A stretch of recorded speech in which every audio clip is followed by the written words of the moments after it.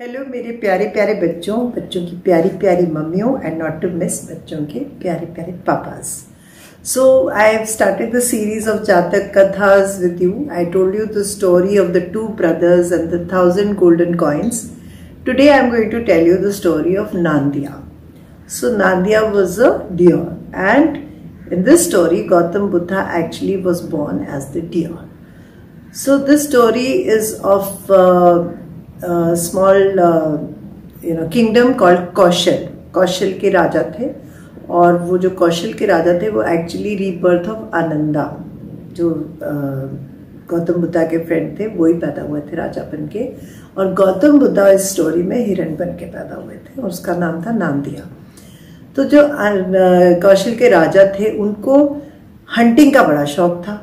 वो क्या करते थे, रोज सुबह 4-5 लोगों को साथ लेके और 10-12 अपने वर्कर्स को लेके जंगल चले जाते थे. और क्या करते थे, तीर कमान लेके, और जो हिरण दिखा उसको मारा, जो जानवर दिखा उसको मारा, कोई ना कोई शिकार करके वो घर ले आते थे. तो पुराने जमाने में बहुत कॉमन चीज थी. जो राजा महाराजा थे वो शिकार को जाते थे. आजकल तो बैंड है ना, we can not go and hunt animals, it's against the law. ये चीज बिल्कुल भी बैंड है. ना हम हिरन मार सकते, ना हम शेर मार सकते, ऐसी चीजें हम लोग नहीं करते. They are punishable legal crimes. But ये जमाने पुराने थे, तब की कहानी है जबकि सारे राजा ये काम करते थे. It was a sign of royalty actually at that time. तो जब ये राजा जाते थे, पर जो उनके साथ जाने वाले थे ना, वो बहुत परेशान हो गए, क्योंकि राजा रोज ही चले जाते थे हंटिंग पे. ये नहीं कि हफ्ते में 1 बार जाए या महीने में 2 बार जाए, उनको रोज ही मन कराता था.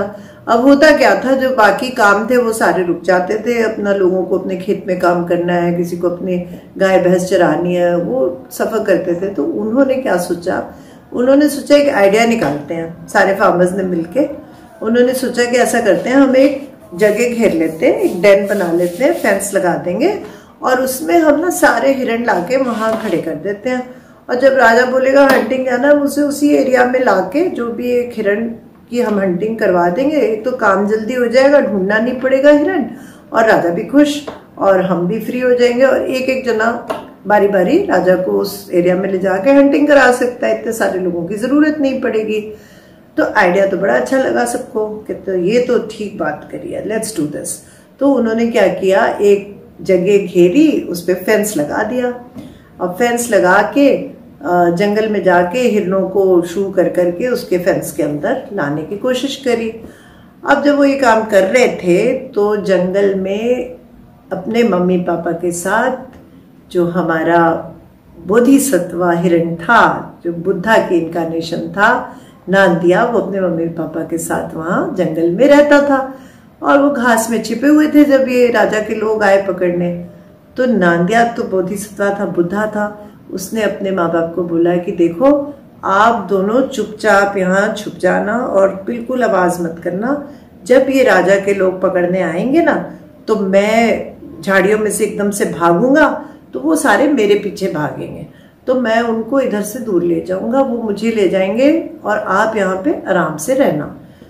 तो मम्मी पापा ने क्या करते, वो थोड़े बड़े उम्र के भी थे और इतनी तेज भाग नहीं सकते थे जैसा नांदिया भाग सकता था. तो उन्होंने कहा ठीक है बेटा, पर तुम अपना ख्याल रखना.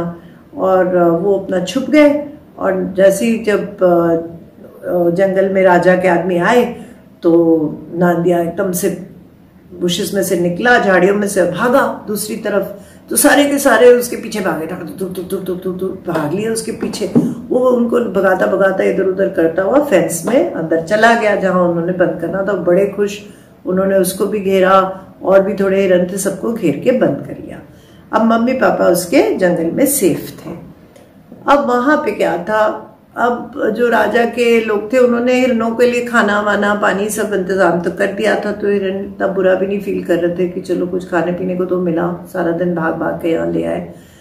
पर उन्हें ये भी पता था कि रोज राजा एक ना एक उनमें से हिरण को मारेगा. तो उन्होंने आपस में डिस्कस कर लिया. उन्होंने बोला ठीक है, हम रोज एक जना बाकी जनों से थोड़ा अलग खड़े हो जाएंगे, ताकि राजा उसको मार ले. हम डिसाइड कर लेंगे कि किसको आज मरने जाना है. वॉलंटरीली हम अपने आप को समर्पित कर देते हैं राजा के लिए। उससे हमें रोज रोज का डर नहीं लगेगा कि आज क्या होने वाला है। तो ऐसे उन्होंने आपस में सुलह कर ली और वो आराम से रह रहे थे।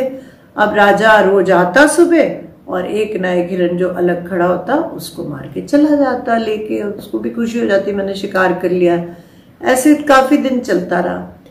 अब उधर जंगल में जो थे नांदिया के मम्मी पापा, वो थोड़े और बूढ़े हो गए, वो बड़े उदास हो गए। अब किसी का जवान बेटा चला जाए तो वो तो उदास हो ही गए ना, तो बहुत उदास हो गए। उसके बारे में सोचते रहते थे, नांदिया कहाँ होगा, कैसा होगा, भगवान करे वो सेफ हो।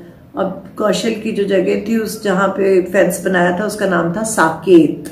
मेरे घर के पास भी एक साकेत एरिया, पर वो वाला एरिया नहीं था, ये कौशल देश का एरिया था साकेत। तो साकेत में उनको पता था कि नांदिया एक राजा के फेंस में बंद है। तो एक दिन ऐसे ही वो बैठे थे थोड़ी धूप में, तो एक इंसान वहां से गुजरा। तो वो था शारीपुत्रा पुराने जन्मों का। खैर उन्होंने उसको रोका और बोला आप क्या साकेत जा रहे हो? तो उसने कहा हाँ।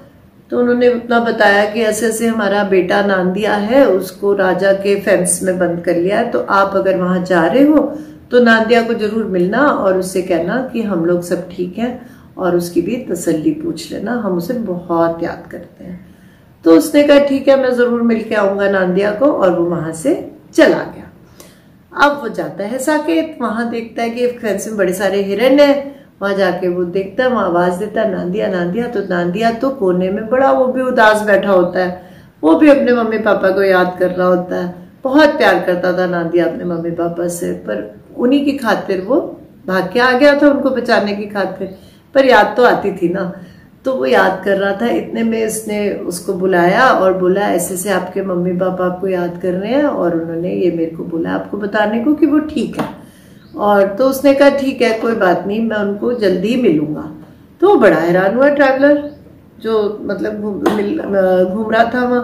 उसने कहा आपको कैसे पता कि आप उन्हें मिलने जा पाओगे? तो उसने कहा नांदिया ने कोई बात नहीं, मैं मिलूंगा उन्हें जरूर, और मेरे को राजा यहाँ नहीं मारेगा, ये मुझे पता है। खैर बात उन्होंने कह दी, उसने मान ली, वो चला गया। अब आगे क्या हुआ? उसने कहा कि मैं तभी जा सकता हूं जब राजा मुझे बुलाए। अब हम बारी बारी जा रहे हैं, मैंने जब मेरी बारी आएगी तभी मैं राजा से बात कर पाऊंगा और मैं यहां से जा पाऊंगा। खैर बहुत ही उसको अजीब लगा कि ये तो शायद ना हो पाए, पर उसने कहा ठीक है best of luck, all the best करके वो वहां से चला गया। अब थोड़े दिन बाद क्या हुआ कि नांदिया की बारी आ गई। अब जब नांदिया की बारी आ गई तो उसको अलग खड़ा कर दिया बाकी हिरणों से, जो फार्मर्स थे कि राजा आएगा तो इसकी आज शिकार करना है उसको नांदिया का। तो जब राजा वहां पहुंचा तो नांदिया वहां पे खड़ा था और राजा ने देखा इतना सुंदर हिरण इतने डिग्निफाइड तरीके से खड़ा है, इतने प्यार से खड़ा है। और जब राजा वहां आया तो नांदिया ने उसकी तरफ देखा और उसकी तरफ बहुत प्यार से देखा राजा को, राजा की तरफ जैसे कि मुस्कुरा रहा हो, अपने दिल से उसको प्यार दे रहा हो। अब राजा हिरण की आंखों में देखता क्या, कोई डर नहीं, कहीं भी डर का निशान नहीं, भाग भी नहीं रहा, मुझे इतने प्यार से देख रहा है, ये कैसा हिरण है? ऐसा तो एक भी हिरण नहीं था अब तक। जैसे ही मैं अपना तीर कमान निकालता था वो तो वो करके कांपने लगते थे और भागते थे, डर के मारे दौड़ जाते थे। ये हिरण तो ऐसे खड़ा हो रहा है और मुझे प्यार दिखा रहा है। तो उसने फिर भी हिम्मत करी राजा ने, उसने तीर कमान लिया, उसके हाथ कांपने लगे राजा के, और वो उसको मारने की कोशिश कर रहा है, उसके हाथ कांप रहे हैं, उससे तीर ही नहीं चल रहा, तीर चला ही नहीं राजा से, और वो उसका जो बो एंड एरो था वो हाथ से गिर गया और वो हिरण को ही देखता रहा प्यार से, और हिरण भी नांदिया उसे बहुत प्यार से देखता रहा। फिर राजा ने जाके उसको बोला नांदिया को कि मैं तुम्हें मार नहीं पा रहा। तो नांदिया ने कहा क्यों, क्या हुआ? फिर नांदिया मुस्कुराया और बोला कि एक अच्छा इंसान ही एक अच्छे जीव को पहचान सकता है। तो राजा ने कहा मैं समझा नहीं। तो नांदिया ने बोला कि राजा आप मुझे यहाँ से रिहा कर दीजिए, मेरे माँ बाप बूढ़े हैं, वो मेरा इंतजार कर रहे हैं जंगल में। अब राजा उसकी बात सुन के और चौंक गया कि ये हिरण कैसा है, इसको तो डर ही नहीं लगता, और ये मेरे से बोल रहा है कि मुझे रिहा कर दो। ये तो कोई मामूली हिरण हो ही नहीं सकता, कुछ ना कुछ तो है, कुछ ना कुछ तो है। तो उसने नांदिया को बोला, प्रभु मुझे समझ में आ रही है कि आप कोई मामूली हिरण नहीं हो, कोई देव शक्ति हो, तो इसलिए मैं आपकी आज्ञा का पालन करता हूँ, आपको मैं यहाँ से रिहा करता हूँ। तो नांदिया ने उसे बोला, सिर्फ मुझे रिहा करने से नहीं चलेगा राजन, ये जो मेरे सारे साथी हैं जो हिरण हैं, आपको इनको भी रिहा करना पड़ेगा। इनको भी हक है अपना जीवन अपने हिसाब से जीने के लिए। इनको ऐसे बंदिश में रख के, फेंस लगा के आप कृपा ना मारे, ये कोई अच्छा कर्म नहीं है आपके लिए। तो जब हिरण ने ये बोला तो राजा को एकदम से एनलाइटनमेंट हुई, एकदम से उनको समझ में आया कि उन्होंने कितने गलत कर्म कर रहे हैं। ऐसे रोज रोज रोज रोज जाके शिकार खेलना, किसी मासूम हिरण को मारना बेमतलब के। तो उन्होंने सारे के सारे जानवरों को रिहा कर दिया। तो जब रिहा कर दिया तो सारे खुशी खुशी नांदिया के साथ वापस जंगल चले गए। तो ये है नांदिया द सेवियर की कहानी। नांदिया जो थे वो खुद गौतम बुद्ध थे।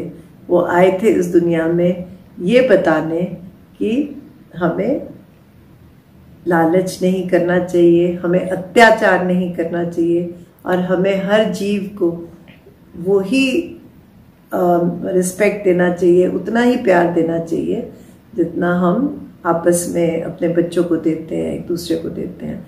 और दूसरी बात जो उन्होंने ये समझाई कि हमें किसी भी सर्कमस्टांस में, किसी भी सिचुएशन में डरना नहीं चाहिए। हमें हमेशा फियरलेस रहना चाहिए, कभी भी डरो मत किसी बात से। और अगर आप ठीक हो तो आप ठीक रहोगे तो दूसरा इंसान भी समझ जाएगा कि वो कहीं ना कहीं गलत है। और जब हिरण ने राजा को इतने प्यार से देखा तो राजा क्यों हैरान हो गया। उसने कहा, जो इंसान तुम्हें मारने आ रहा है तुम उसको इतने प्यार से कैसे देख सकते हो। अब यही तो बात है, अगर हम हर उस इंसान के लिए इतनी कंपैशन रख सकें, उसको इतने प्यार से देख सकें, चाहे उसने हमारे साथ कुछ भी बुरा किया हो, हम उसको माफ कर सकें, उसको फॉरगिव कर सकें, तभी तो हमारे अंदर का बुद्ध जागेगा, तभी तो हम अपने आप को एक अच्छे कर्म के हकदार बनाएंगे, है ना। तो ये कहानी आपको कैसी लगी? अगर अच्छी लगी हो तो जरूर मुझे लिखना, शेयर करना, कमेंट करना। ये एक बहुत पुरानी जातक कथा है और मेरी तो बड़ी फेवरेट है। नांदिया हिरण इतना प्यारा, इतना अच्छा, कितनी बातें हमें सिखा गया, है ना। So love you all. Delhi वाली loves you all, Rani loves you all, and she will come again with a very beautiful Jatak Katha, retelling the same story which Gautam Buddha told his followers and his children thousands of years back.